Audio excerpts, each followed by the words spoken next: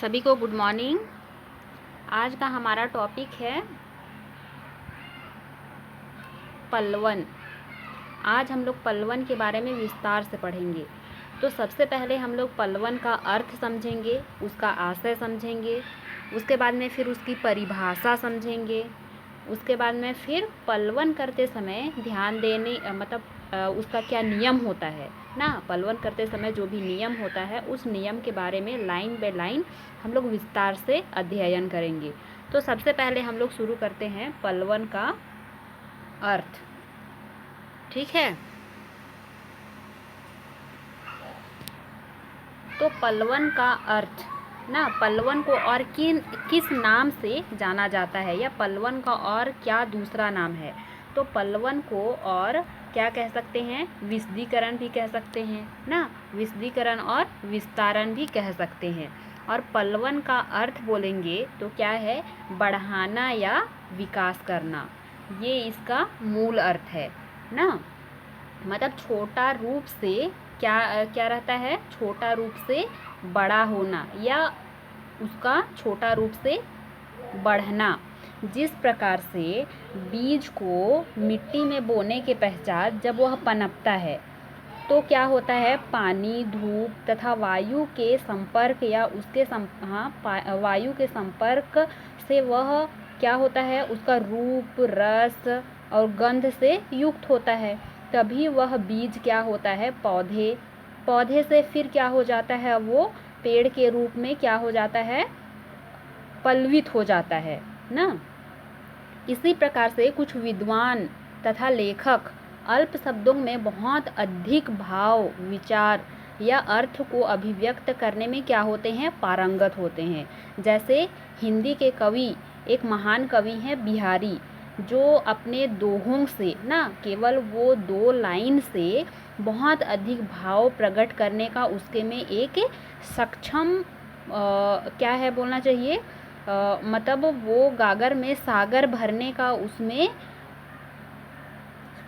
क्षमता है ना। तो गागर में सागर भरने की क्षमता रखने वाले एक हिंदी के कवि कौन है, बिहारी है। वो केवल 2 लाइनों में ऐसा कुछ कह जाते हैं कि क्या बोलेंगे, बहुत मतलब उसका जो प्रभाव रहता है वो बहुत गहरा रहता है ना। तो पल्वन का एक उदाहरण देखेंगे तो देखिए यहाँ पे पल्वित रूप है ना, मतलब पल्वित मतलब क्या होता है, छोटा रूप से बड़ा की ओर बढ़ना या पल्वित होना ना। तो यहाँ पे देखिए एक बीज है ना,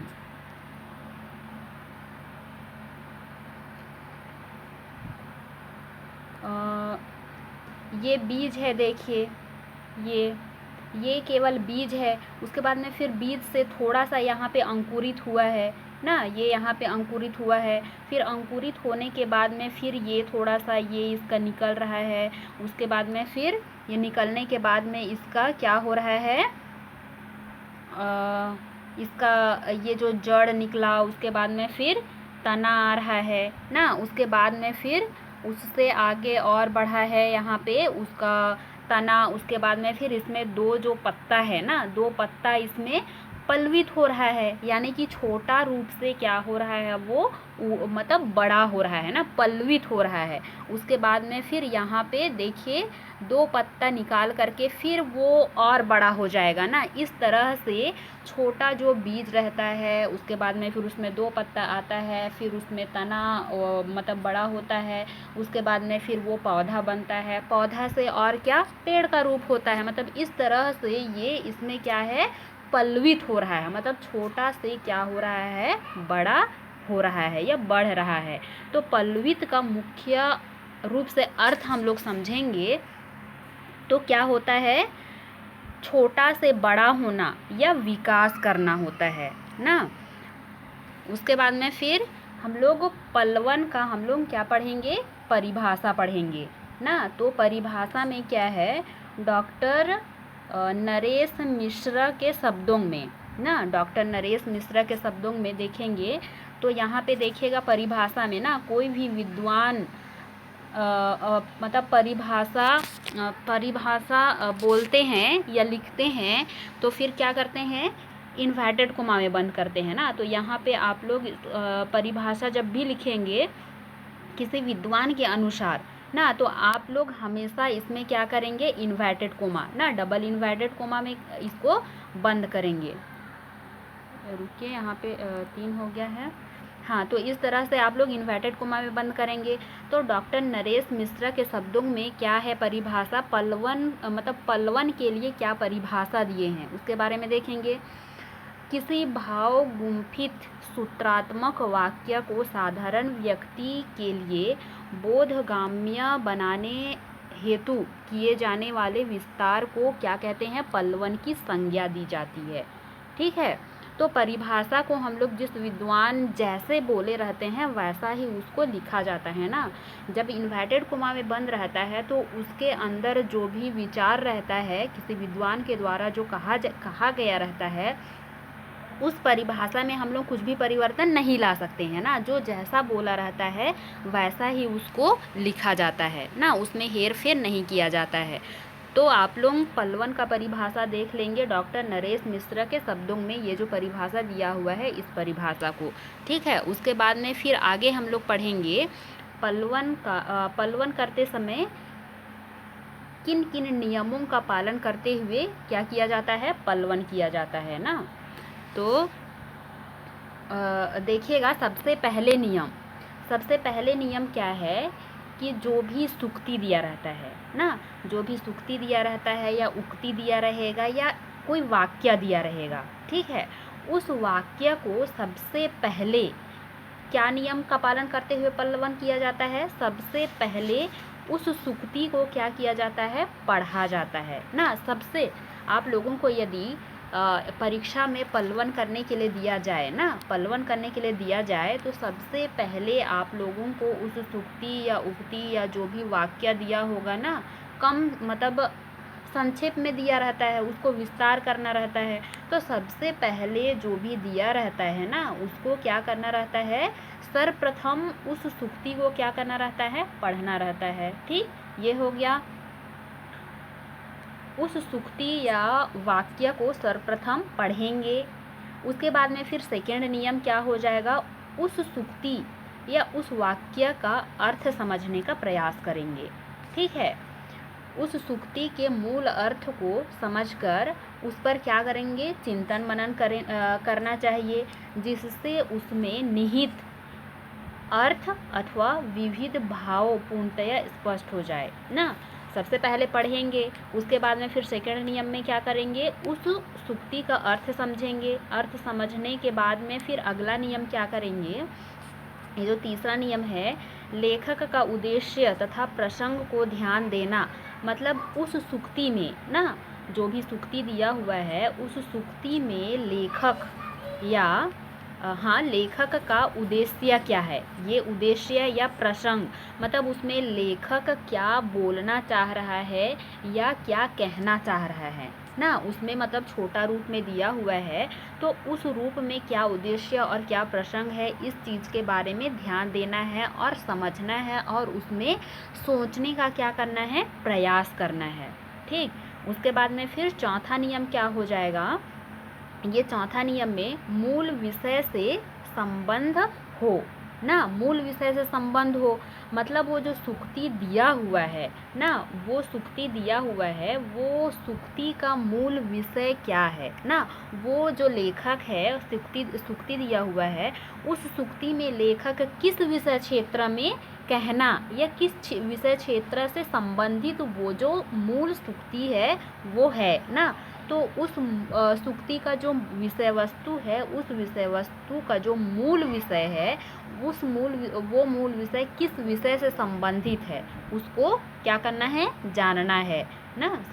और समझने का या जानने का प्रयास करना है। ठीक, उसके बाद में फिर इसके पश्चात पांचवा नियम क्या हो जाएगा, पांचवा नियम में निश्चित क्रम होना ना। इतना समझने के बाद जब आप पलवन करना शुरू करेंगे ना, छोटा रूप को बड़ा करने के लिए ये सब चीज़ ये नियम को पालन करते हुए या इन नियमों के बाद आप पलवन करेंगे, मतलब उसको छोटा रूप को बड़ा करने के लिए लिखना शुरू करेंगे। ठीक है, तो लिखना शुरू करेंगे तो निश्चित क्रम होना। ठीक है, तो पलवन में भी क्या होता है, पलवन जब आप कर रहे हैं मतलब छोटा रूप को बड़ा रूप कर रहे हैं, तो फिर उसमें भी जो विचार है ना, जो भी विचार आप उसमें प्रकट कर रहे हैं, उस विचार में एक प्रवाह होना चाहिए ना, प्रवाह होगा। जैसे हम लोग मतलब ये अंकुरित या पल्लवित होने वाला जो मैं फ़ोटो दिखाई थी, उसमें भी एक निश्चित क्रम है ना।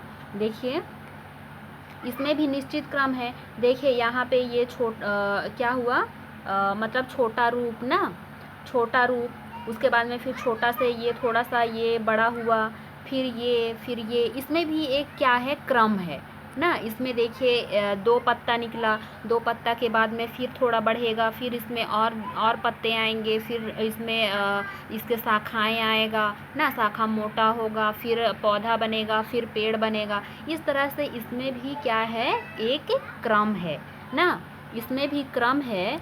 तो उसी प्रकार से देखिए जब किसी भी सूक्ति को पल्लवित करेंगे या पल्वन करेंगे, छोटा से बड़ा करेंगे, तो फिर उसमें भी एक मतलब क्या बोलेंगे, विचारों का क्रम होना है ना, विचारों का क्रम होना है। ठीक है, इतना हो गया। उसके बाद में फिर अगला नियम क्या है देखेंगे। अगला नियम में है पुष्टि के लिए उदाहरण व दृष्टांत का प्रयोग। जो भी छोटा रूप है ना, छोटा रूप है, उसको सरल शब्दों में या तो फिर उसको स्पष्ट रूप से समझाने के लिए यदि आपको विभिन्न प्रकार के उदाहरण या विभिन्न प्रकार के दृष्टांत का यदि प्रयोग करना है ना, विभिन्न प्रकार के उदाहरण एवं दृष्टांतों का प्रयोग करेंगे तो आप छोटा रूप को आसानी से समझा सकते हैं ना। तो ये भी नियम है कि क्या करेंगे, मतलब उस सूक्ति या उक्ति का पुष्टि या स्पष्टता या उसको स्पष्ट करने के लिए आप विभिन्न प्रकार के उदाहरण एवं दृष्टांत का प्रयोग कर सकते हैं। ठीक है, उसके बाद में फिर 7वां नंबर में क्या है, 7वां नियम क्या हो सकता है, पुनरावृत्ति नहीं होना है ना। जो भी आप छोटा रूप को बड़ा करेंगे, मतलब सूक्ति को आप पल्लवित करेंगे, तो फिर क्या करेंगे, उसमें पुनरावृत्ति नहीं होना है। मतलब आप एक ही विचार या एक ही वाक्य को क्या करेंगे, उसमें बार बार नहीं लिखेंगे ना। ऊपर आप जो भी विचार बोल दिए हैं तो नीचे में भी उसी विचार को नहीं शामिल करना है ना। तो एक अच्छा पल्लवन में ये सब नियम को ध्यान में रखा जाता है ना। तो पल्लवन करते समय पुनरावृत्ति नहीं होना है। ठीक है, उसके बाद में फिर 7वां नियम में देखेंगे।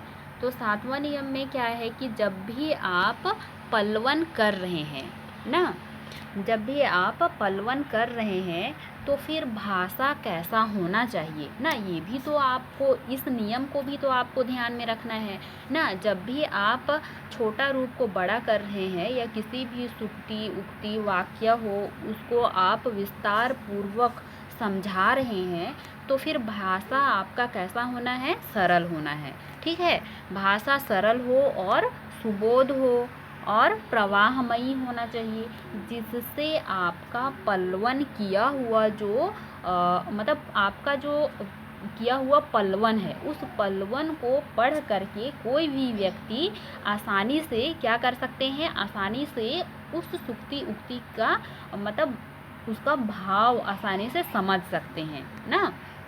इतना हो गया। इतना नियम का पालन करने के बाद में फिर और आगे 9वां में क्या है, 9वां में क्या नियम का पालन करना है, शब्द सीमा निर्धारित हो तो ध्यान देना है ना। कभी कभी ऐसा निर्देश में दिया रहता है और कभी कभी निर्देश में नहीं रहता है। तो यदि निर्देश में दिया हुआ है ना, पहले ही निर्देश में यदि दिया हुआ है कि 50 शब्दों में पलवन किया जाए ना, तो लगभग आप पलवन करेंगे ना, छोटा रूप को बड़ा करेंगे, विस्तार से आप लिखेंगे। उसके बाद में फिर ये देखेंगे कि उस निर्देश में कितने शब्दों में पलवन करने के लिए बोला गया है। ठीक है, लगभग आप लोगों को 50 शब्दों में ना, 50 शब्दों में यदि पलवन करने के लिए बोला गया है तो आप जो पलवन किए हैं उस पलवन को देखेंगे और उसको मतलब गिनती करेंगे कि लगभग मतलब 50 शब्दों में है कि नहीं ना। तो ये भी आपको इस नियम का भी पालन करते हुए क्या करना है, पलवन करना है।